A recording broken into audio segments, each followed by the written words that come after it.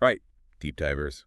Smash that like button and don't forget to subscribe because you know we're about to take a deep dive into a case straight out of the 90s Yeah. that is BCT with a vengeance. Ooh, bringing back the 90s?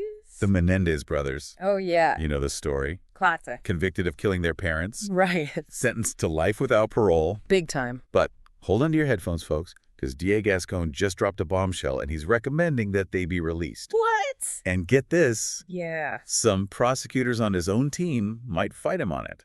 Whoa. Okay, that's got to be awkward at the water cooler. Talk about a plot twist. For real, it's a total curveball. Right. Especially considering that, this case seemed totally closed for, decades. Yeah. What's really interesting to me is Gascon's reasoning. All right. He's not saying they're innocent. Oh. No, he wants those murder convictions to stand. But he's saying they should be resentenced. Okay. Based on, changes to the law since the 90s. Specifically around sentencing guidelines for people who are under 26 when they committed their crimes.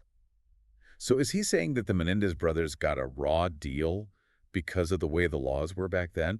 Because I remember this case being huge everyone was glued to the news. Yeah, it was definitely a media sensation. Yeah. And the public's perception of the case was definitely shaped by how much the prosecution focused on the inheritance money as the motive. Right, right. But the brothers' defense, they claimed that they were abused by their father for years. Yeah. That got kind of overshadowed. For sure. Now, Gascón isn't directly saying their sentence was unjust. Okay. But he is pushing for them to be eligible for parole immediately. And that's where it gets kind of murky, right? Yeah, for sure. Things get way more complicated. So even if the judge agrees to resentence them, they're not just going to automatically want free. Exactly. It would go to a parole board, and they would decide whether or not to actually release them. Taking into account things like their behavior in prison, if they're a danger to the public, and obviously, you know what they did. Right, that makes sense. But what about the abuse claims? I remember back in the day, those were super controversial. Yeah, and that is a key part of this deep dive. Definitely. Because there's new evidence that's come up. Like what? There's this letter that Erik Menendez supposedly wrote. Oh, wow. Before the murders that talks about the abuse. And there are even new allegations from someone who was in Menudo. Menudo, yeah. Yeah, they're in this recent documentary, and they also say that the father was sexually abusive. Whoa. So that adds a whole other dimension to the case. It really does. I got to ask, how much weight do these new allegations even carry after all this time? Right. Are they going to be enough to convince the judge to go with Gascón's recommendation? Well, that is the million-dollar question, isn't it? Yeah. The judge has a really difficult job trying to balance this new evidence with the original conviction. And we can't forget that there are people in Gascón's OWN office who disagree with him and are ready to fight back. Oh, man, talk about office drama. Right. So this is shaping up to be a real legal showdown. Absolutely. And speaking of showdowns, remember that November hearing we mentioned? Yeah. Well, that could be the first time the Menendez brothers are outside of prison in decades. I can't even imagine what the media frenzy is going to be like. It's going to be wild. But beyond all the spectacle, this case really makes you think about justice and accountability, Totally.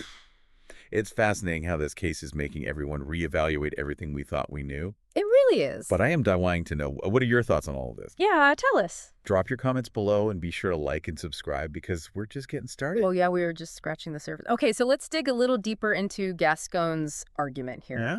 He's hinted at some legal precedents that he thinks support his idea of resentencing. Probably cases that show how our understanding of trauma, and how it impacts culpability. Right. How that's evolved over time. So it's not just about, feeling sorry for the Menendez brothers. No, not at all. But about, legally recognizing how serious abuse, right, especially over a long period of time, can factor into someone's actions. Yeah, and it's actually pretty groundbreaking when you think about it. It is. Back when the Menendez brothers were on trial, Yeah. our understanding of complex trauma, particularly in cases of, child sexual abuse, Yeah. it just wasn't as developed as it is today. Oh, totally. Now we have tons of research Right. that shows how deep-rooted trauma can actually, really impact decision-making and, potentially even contribute to violence. Okay, that makes a lot of sense. But doesn't that kind of open up a Pandora's box? What do you mean?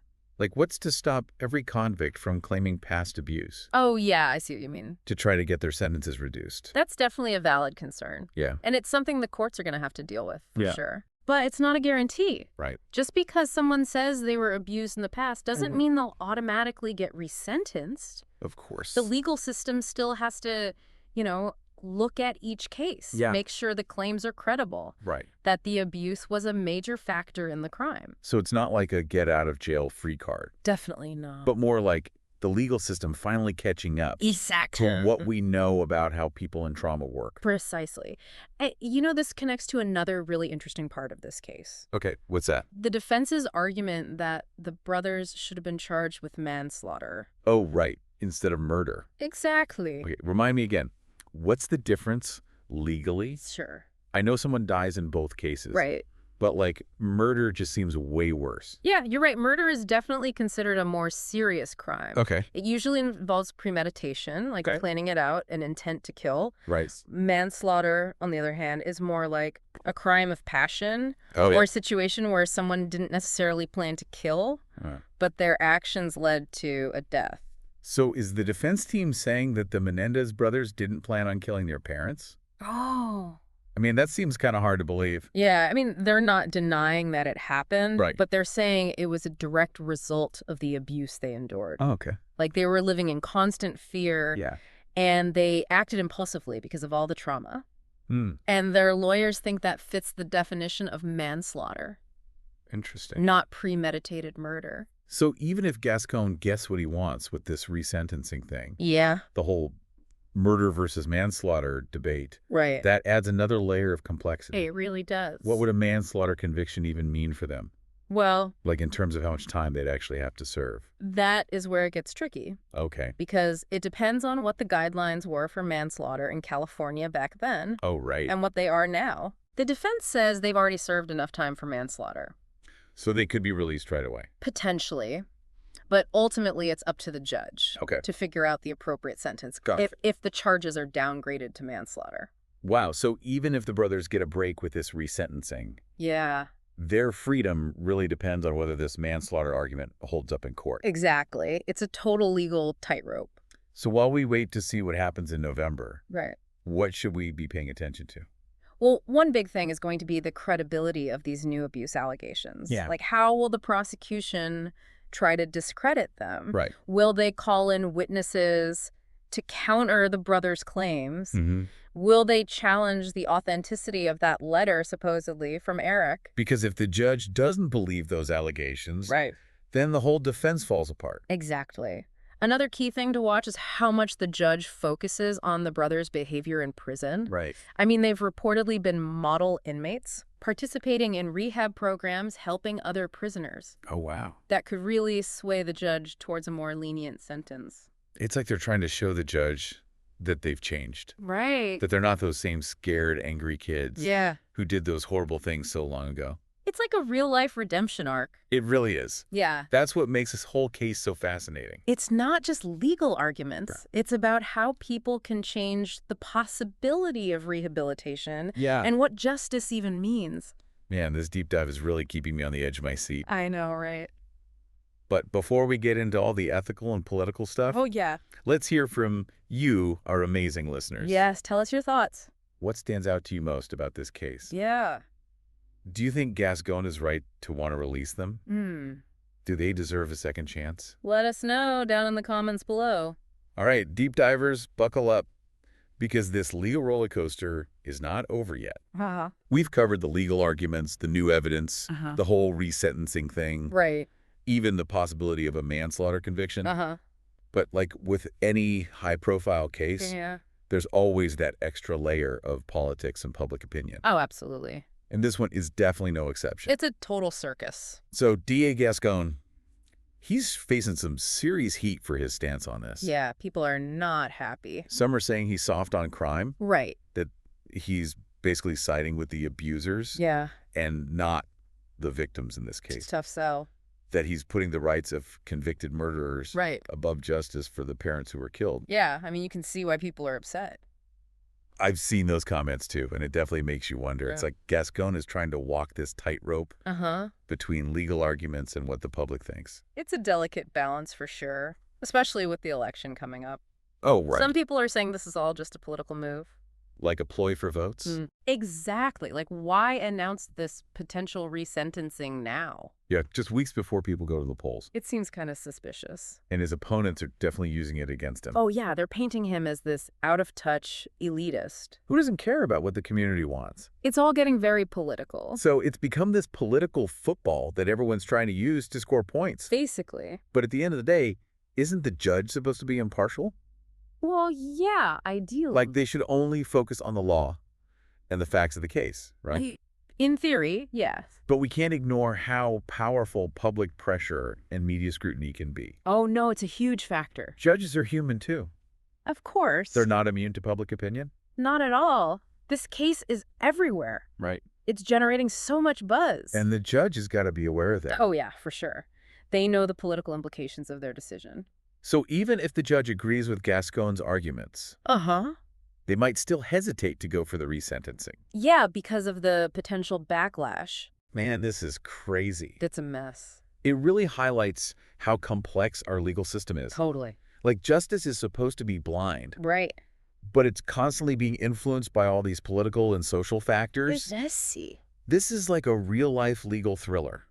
I know, right? We've got legal arguments, new evidence, political maneuvering, public outcry. It's got it all. It's wild. Yeah.